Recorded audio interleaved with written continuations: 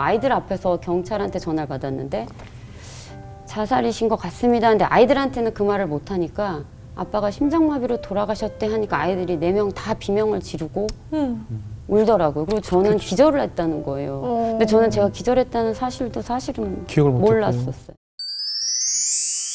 그 일찍 하신 결혼이 네네. 어떻게 괜찮으셨어요? 정말 처음부터 너무 힘들었죠. 그러니까 술을 원래 좋아했기 때문에 남편이? 늘 술을 마시고 취해서 오고 그러니까 어쩔 때는 누가 밤에 문을 두드려요. 주인집 아주머니신데 혹시 여기 있는 사람이 그 집이 신랑 아니냐고 어디 있어요? 문 앞에 쓰러져서 자고 있는 거예요. 그러면 이제 제가 보면은 한쪽은 구두고 한쪽은 식당 슬리퍼를 신고 왔더라고요. 네, 그리고 뭐 아침에 출근도 못 하기도 하고, 그 뭐 친구들이 술에 취한 사람 데려오기도 하고, 뭐 엘리베이터 타려고 했던 사람이 두드려서 혹시 여기 집 아저씨 아니냐고 하기도 하고, 참 여러 가지 일들이 많이 있었죠. 그러면은 뭔가 치료를 받거나 상담을 좀 받았어야 되지 않아요? 안 했나요? 그러니까 제가 권유도 많이 했고, 네. 이렇게 한두 번 상담 받은 적도 있는데 본인이 의지가 전혀 의지가 없으니까 끊고 싶은 생각이 없고. 이게 안 돼요. 그래서 그 후에 또 무슨 뭐 경제사범이 됐어요? 이렇게 사업을 하다가 예. 뭐 매일 술 먹고 어울리는 사람들이 오히려 이분이 사기를 당했는데 이분이 사기를 친 걸로 돼가지고 그 몸이 아픈 상태에서 이제 교도소에 들어가게 됐어요. 예. 그래서 오히려 교도소에 있는 동안 술 못 마시니까 뭐 병이 다 나아가지고 나올 정도로 술을 못 먹으니까. 술을 못 먹으니까 굉장히 건강해서 나왔는데 잘 됐다. 얼마나 그래도. 보고 저는 그때 잘 됐다고 생각했죠. 얼마나 한 보겠어요? 1년 반 정도. 1년 반 정도. 근데 나와서 얼마 안 있다 또 이제 술을 계속 그렇죠. 먹고 우울증이 더 깊어졌어요. 그래서 제가 첫 번째 이혼을 하게 된 거예요. 정신을 못 차리니까. 예. 그래도 그때는 이제 희망이 있었죠. 아, 이 사람이 술 끊고 새 사람이 되면 다시 일어설 수 있다. 사업을 워낙 잘했으니까. 예. 근데 결국은 못 일어난 케이스예요. 근데 참 지금 얘기를 너무 담담하게 하시는데 너무 끔찍한 거예요. 가끔 남편이 만취해서 들어오는 것만으로도 못 견디는 여성분이 많을 텐데 그렇죠. 그게 매일매일이고 맞아요. 안 드실 때는 주무시고 네. 그럼 맨정신에 나랑 있는 시간은 거의 없는 거잖아요. 그렇죠. 그렇죠. 너무 힘드셨을 것 같은데 어떻게 그 하나님한테 뭐 기도를 어떻게 많이 하셨을 것 같아요. 저는 이제 정말 금식 기도도 많이 하고 새벽 기도도 많이 하고 막 자는 애들 옷 입혀가지고 막 교회 가고 참 너무 참 처절했어요. 정말 제가 좋아하는 찬양 중에 내 영혼이 은총 입어 네. 중한 재짐 벗고 보니 예. 그 찬양만 불러도 제가 참 많이 울었어요. 그래서 정말 주님과 함께 있으면 천국으로 화도다. 또 내 주 얼굴 멀리 뵈니 참 그런 찬양을 부르면서 많이 울었는데 좀 어릴 때 슬퍼서 울어도 못 울게 하고 좋아서 웃어도 못 웃게 하고 참 그랬거든요. 네. 근데 너무 슬픔이 많은 거예요, 이 세상 자체가. 그래요. 근데 주님이랑 같이 있으면 높은 산이든 거친 들이든 정말 초막이나 궁궐이나 내 주 예수 모신 곳이 하늘나라라는 그 가사가 그러네. 저한테 너무 위로가 되고 소망이 됐어요. 근데 참 변화되게 해달라고 기도했지만 지금 돌아보니까 먼저 변화돼야 될 사람은 저였더라고요. 그러니까 제가 늘 남편을 변화되게 해달라고 기도했는데 먼저는 제가 저 자신을 사랑하지 않았기 때문에 그 고통의 시간을 그냥 있었던 거예요. 참고 견디고. 어떻게 했었어야 되는 거예요? 저는 오히려 남편 알코올 중독이랑 이렇게 사시는 분들한테는 꼭 같이 사는 것만이 해결책이 아니라고 말씀드리고 싶어요. 너무 중독이 깊어지니까 이 사람이 극단적인 선택을 한 것 같거든요. 그러니까 혼자 일어설 힘이 없는 거예요. 그래서 알코올 중독이신 분들이랑 계속 사는 분들은 아내가 배우자가 헤어지자고 했을 때 2가지 경우밖에 없어요. 네. 정말 정신을 차려서 새 사람이 되던가 아니면 극단적인 선택을 하던가. 그래서 이거를 아셔야 돼요. 저도 모르고 그렇게 한 거거든요. 정말 극과 극이네요. 네. 그래서 너무 깊어지기 전에 헤어졌으면 오히려 건강하게 회복해서 다시 잘 살 수 있는 그런 길이 있지 않았을까? 이런 또 아쉬움.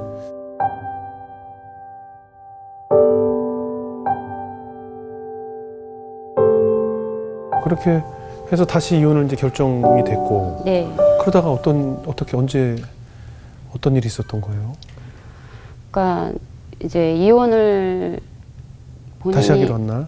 예, 예. 이제 이혼을 하기 며칠 전에 이제 네. 손목을 긋고 아, 피를 흘리는 사진을 저한테 보내기도 하고 정말 한 번만 봐달라고 이제 그러기도 하고 근데 그 다음날 아침에 예. 그 정말 극단적인 선택을 하는 날 아침에 너무 사람이 멀쩡해 보였어요. 예. 그래서 저한테 이제 토치를 달라고 예?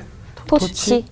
불 예, 붙이고. 예, 예, 예, 토치를 달라고 해서 저는 친구들이랑 고기를 구워 먹으러 가려나 보다. 이제 그렇게 하면서 정말 아무 생각 없이 줬어요. 줬죠. 예. 예. 근데 그날 그런 극단적인 선택을 하게 됐어요.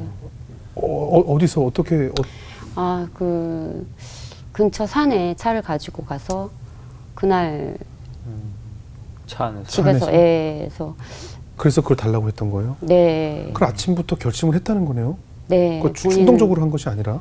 네. 그래 전날 결심을 한 것 같아요. 인사 같은 거나 뭐 이런 그런 말도 했나요? 네? 뭐 인사, 마지막 인사나 인사라든가 뭐 약간 아니요. 징후를 나타내는. 전혀 없었어요. 아, 그때는 낮이었으니까 술도 안 먹었을 것 같은데 참. 일단 처음에 연락이 안 됐을 것이고. 네. 예, 어떻게 저한테 이제 전화도 여러 번 했었는데 예. 그날 제가 이제 늦은 나이에 대학원 공부를 하고 있어가지고 네. 전화를 제가 받으면은 안 받고 왔을 땐 또 제가 수업 중에서 못 받고 예. 이제 그런 일이 그날 계속 있었어요. 엇갈렸군요, 전화가. 네. 전화를 하긴 하셨구나. 네, 근데 전화를 서로 연결도 안 되고. 예. 그 친구가 전화를 했어요? 아, 그날 사실 이제 책을 쓰면서 저도 기억을 더듬어 예, 예. 보니까 예. 알게 된 건데 사실 그때 기억이 완전 암흑이에요. 예.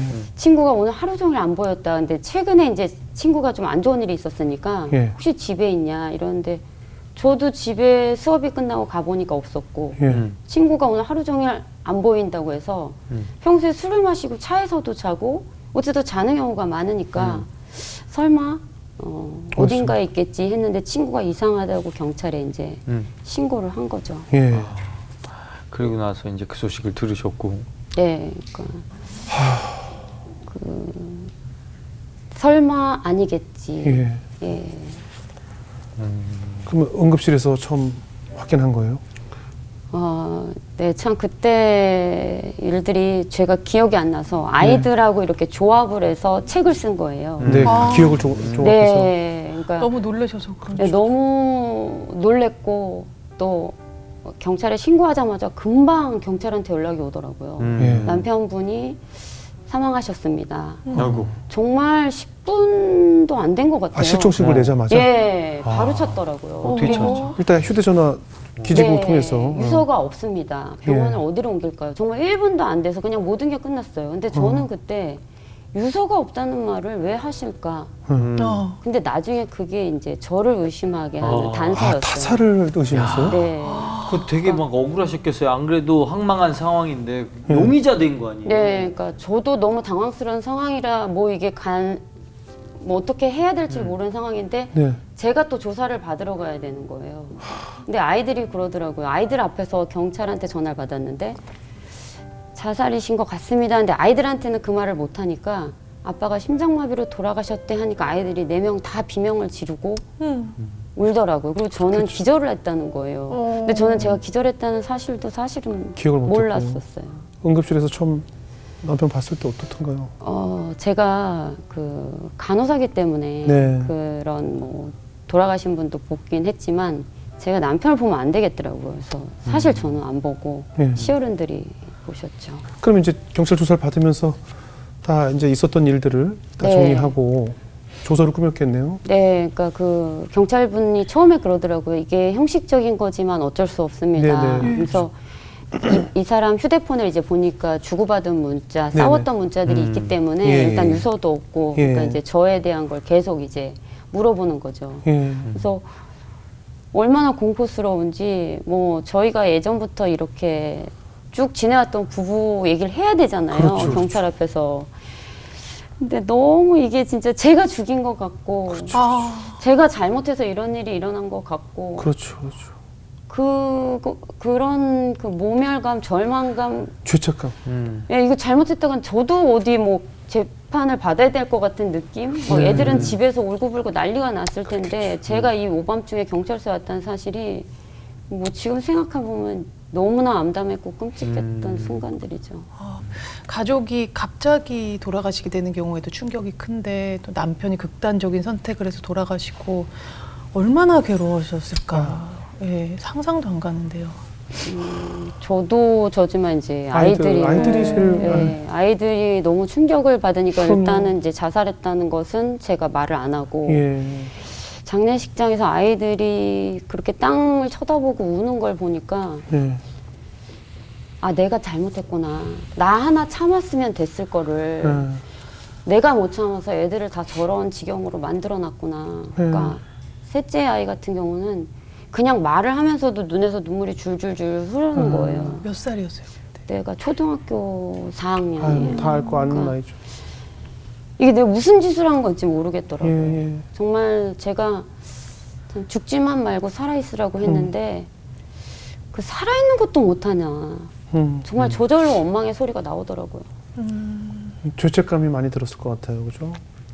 예, 죄책감이 정말 엄청나게 들었죠. 그러니까 저 때문에 그런 것 같고 죄책감이 너무 심하니까 이게 참다 감당이 안 돼서 저도 이제 정신과 선생님한테 상담을 받으러 갔어요. 예. 그러니까 제가 또 이런 공부를 하니까 예. 그게 부끄러운 게 아니고 크리스찬이지만 반드시 누구의 전문가의 도움을 받아야 된다는 걸 알았기 때문에 예. 또 상담 교수님들한테도 가고 그러니까 저희 선생님이 그러시더라고요. 그 사람은 그 사람 운명대로 살다 갔습니다. 예. 그건 그 사람의 선택이지 당신 때문에 그런 일이 일어난 게 아닙니다. 그리고 제가 정신과 선생님한테 가서 그렇게 말씀드렸어요. 네.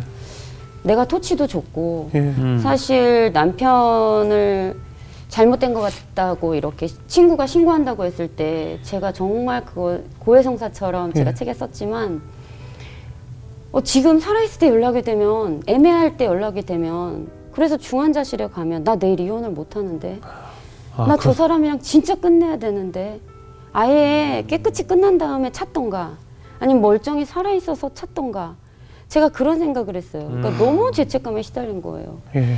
근데 제가 이혼하자고 하니까 이혼하기로 한 전날 이 사람이 그런 선택을 했습니다. 그랬더니 의사 선생님이 벌떡 일어나더니 아, 한 방 먹이고 갔네요. 이렇게 말씀하시는 거예요. 제가 한 방 먹었다는 거죠. 그때 제 죄책감이 얼마나 뚝 떨어져 나갔는지 아, 내가 한 방을 오히려 먹은 거구나. 근데 보통 상담하시던 선생님들이 이렇게 벌떡 안 일어나시잖아요. 예, 예. 네. 그러니까 이 선생님이 얼마나 화를 화가 내시는지 나셔서. 보통 죽은 사람은 불쌍하고 예, 예. 남아있는 사람들이 뭔가 잘못했을 거라고 생각을 하세요. 네네. 제 가까운 사람들도 그래요. 야, 네가 어떻게 했길래 네 남편이 그렇겠죠, 그랬어? 그렇겠죠. 그러길래 애는 왜 이렇게 많이 낳았어? 이런 식으로 계속 저한테 제가 뭘 잘못했다는 거예요. 근데 그 의사 선생님은 제 편을 들어주신 거예요, 처음으로. 그렇겠네. 그때 제가 얼마나 울었는지 몰라요. 그 아이들이 몇 살이었어요, 내 그때 사남매가? 다행히 고3 아이가 있었는데 수능 끝난 다음이었고 다 고3, 컸군요. 중3, 초등학교 4학년, 초등학교 1학년. 아유. 셋째, 넷째가 딸이고요. 네. 아유. 큰애가 아들들이었어요. 아유, 이제 현실로 돌아와서 이제 네네. 내 아이들을 또 대학도 보내고 하려면 일단 경제적인 또 걱정이 네. 다 찾아오잖아요. 네. 어떻게 견디셨어요? 정말 늘 걱정이었죠. 그러니까는 네. 걱정이 머릿속에서 떠나질 않아요. 그래서 그렇죠. 제가 이제 어쨌든 남편이 있을 때는 뭐 빚이 있든 어쨌든 직장 생활을 안 하고 있었는데 뭐 갑자기 그렇게 되니까 예. 처음에 몇 달 좀 쉬다가 그 간호사 3교대를 했어요. 근데 못 모르고 한 거죠. 그 나이에 오랜만에 하는 건데. 근데 이제 다른 거는 힘들어도 참겠는데 이제 나이트 근무를 할 때 네. 아침에 아이들끼리 학교를 가야 되는데 어느 날 4명한테 다 문자가 온 거예요. 아이들이 안 왔다고. 학교에서요? 예, 담임선생님이 문자를 다 보낸 거예요. 근데 제가 막 속이 타들어가는 거예요. 안 그래도 일어나라고 전화를 했는데 다 안 받고. 아니, 그러면 어른 아무도 없이 애들끼리만. 네. 그럼 셋째, 넷째 다 되게 어릴 나이인데. 네, 어린데 초등학생인데 오빠들한테 깨워놓고 가라 이랬는데 내 오빠들까지 다 잠이 든 거죠. 제가 그날 이제 집에 가면서 아이들을 만난 거예요. 아이들이 학교에 막 가려고 나오고 저는 퇴근해서 이제 예. 들어가고. 진짜 이거를 잘 갔다 오라고 해야 되는지 혼내야 되는지 헷갈리더라고요. 그래서 나이트 근무하고 집에 가면은 항상 침대에 가서 엎드려서 펑펑 그럼요, 울었던 기억이 나요. 뭐 남편이 혹시 뭐 빚을 지거나 그러진 않았어요? 약간 빚도 있었어요. 아. 빚이 있는데 저 상담하면서 그것도 파산 신고를 해야 되는지 그때 알았어요. 예. 뭐 빚도 있고 그랬더니 그거 빨리 하시라고. 그래서 상담하면서 그런 것도 알게 예. 됐고 제가 항상 하나님한테 기도했던 게 내가 너보다 앞서가서 험한 것을 평탄하게 하고 내가 논문을 쳐서 부수고 세빗장을 꽂고 내게 흑암 중의 보화와 은밀한 곳에 숨은 재물을 주어 내 이름을 부르는 자가 너의 하나님임을 알게 하겠다라는 말씀이 있어요. 그래서 네. 하나님이 나보다 항상 앞서가서 험한 것을 평탄하게 하는데 내가 왜 걱정을 할까? 이 흑암 중의 보화는 아무도 못 보고 있는 거잖아요. 근데 네. 그 보화를 나에게 주겠다고 하신 말씀을 제가 믿고 네. 정말 더 이상 이렇게 쪼들리는 삶 살지 말고 이러단 제가 죽겠더라고요. 그래서 원래 대출을 받아서 산 아파트에서 대출을 더 받았어요. 네. 그래서 아이들한테 너무 미안하니까 제가 직장을 그만두면서 진짜 그 대출받은 돈을 통장에 넣어놨는데도 마음이 뿌듯하더라고요. 네. 일단 당분간 살 수가 있으니까. 그래서 내가 집 하나 이거 놔두고 죽느니 단칸방이라도 내가 아이들이랑 살아남아야 되겠다는 생각을 한 거예요. 그래서 오랜만에 장도 좀 보고 아이들이 밤에 아이스크림 먹고 싶다고 하는데 오밤중이니까 편의점에 가자 그래. 그래서 애들 넷을 데리고 아이스크림 2개씩 골라봐. 근데도 마음이 너무나 풍요로운 거예요. 그래서 신나게 아이스크림도 먹고. 그리고 이제 상담생이 그러시더라고요. 부모가 여지껏 나를 안 밀어줬다고 원망하지 말고 이제 컸으니까 여러분이 여러분을 밀어주세요. 왜 예전에 뭐 누가 서울로 유학 간다 그러면 뭐 집도 팔고 소도 팔고 네. 뭐 이렇게 해서 아이들을 왜 이렇게 뒷바라지 그렇죠, 준 얘기가 있잖아요. 예. 저는 그게 너무 부러웠거든요. 그럼 내가 나를 밀어줘야 되겠다. 내가 집을 팔아서 나를 밀어줘야겠다. 이런 생각을 한 거예요. 그래서 그때 집을 팔았지만 그때 이후로 정말 어떻게 하나님이 채워주시는지 모르겠어요. 정말 제가 지금 경산중앙교회 다니고 있는데 교회에서 장학금도 많이 받았고 이렇게 여러 목사님들이 장학금도 주시고 아이들 먹을 것도 사다 주시고 정말 그 구약의 그 어느 과부의 기름 계속 채워지는 그런 것처럼 참 기적처럼 그렇게 항상 하나님이 채워주세요. 그래서 정말 내가 먼저 시작해야 되는구나. 내가 나를 먼저 사랑해야 되는구나. 원천하보다 한 생명이 귀하다고 했는데 나는 항상 빼고예요. 다른 사람은 다 사랑하겠지. 나는 빼고. 맞아. 근데 비로소 제가 저를 사랑하게 되고 그러니까 이제 여유가 생기고 아이들도 눈에 들어오고 그런 일들이 좀 일어났죠.